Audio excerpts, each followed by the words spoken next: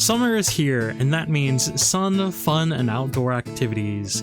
Or if you're like me, that means spending most of your time trying to find a new game to play. And what better game than one full of attractive women in bikinis?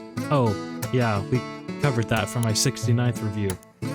Nice. Well, luckily, the creators of Senran Kagura have made another game that's season appropriate, this time with jet skis. Kandagawa Jet Girls pits a number of anime waifus and races as they prepare to enter the Kandagawa tournament. The primary protagonists are Rin Namiki and Misa Aoi. We follow them as they form the titular Kagawa Jet Girls Club while attending the Asakusa Girls High School. This pair of 15-year-olds is quite likable and form a predictable duo. Rin is very bubbly and energetic and quite frankly is adorable. She's very easy to like and has a passion that could encourage anyone to invest in whatever it is that took her fancy. Misa is much more reserved and emotionally distant, yet deeply loves the things that she does and Rin. The girls then interact with the other teams of girls as we follow their journey in a slightly animated visual novel. And as we continue to play, we eventually unlock those teams and can then play their stories. The character design is honestly really good. There's just something they did to the characters that make them look really soft and squishy. You know, like the person you know that gives the best hugs. And while there are sexual themes, it's far more conservative than Senran Kagura, with all the girls having either wetsuits or more costume-style outfits for the races.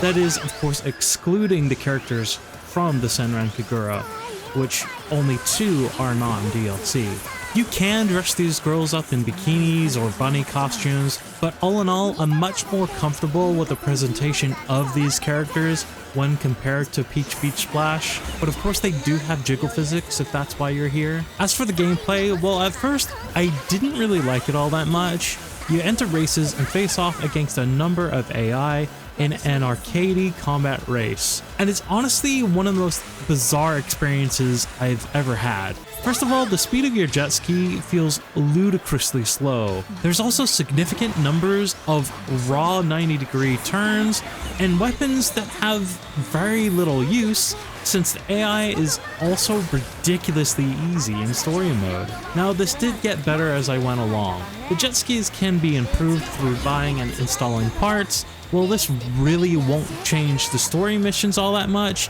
It did change the free race mode. In fact, free race mode can get very hard, so much so that I would at least consider finishing the full story of Rin and Misa before even attempting the normal difficulty.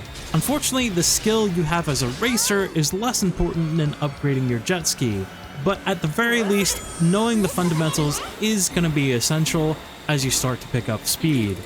Drifting early, not pressing too hard into turns, and pressing the drift again to boost out of turns is a requirement to not collide with walls.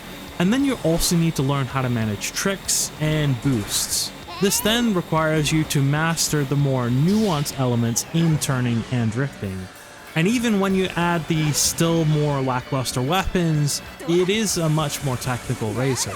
And ultimately, it makes me wish that they had increased the difficulty of the story, or at least give you a better sense of progression in the story mode.